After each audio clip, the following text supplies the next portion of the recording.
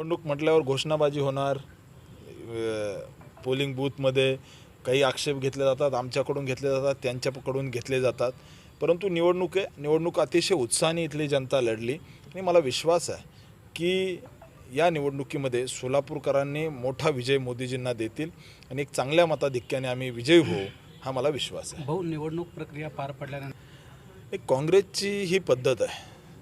2014ला जेव्हा मतदान झालं त्यावेळेस या ठिकाणी नई जिंदगी भाग असेल, या ठिकाणी सोलापूरमधला शास्त्रीनगर असेल, इथं फटाके वाजले होते की शिंदेसाहेब जिंकून येतील, परंतु शिंदेसाहेबाचा पराभव झाला. आता जसे फटाके वाजले, जसा जल्लोष केला तसाच जल्लोष त्यांनी 2014ला केला होता, त्यावेळेस बी शिंदेसाहेब पडले.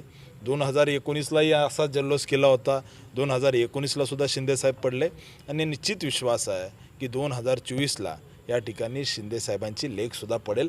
जसे त्यांनी तेव्हा फटाके वाजवले, आत्ताही वाजवले, त्यामुळे निश्चित विजय आमचा आहे.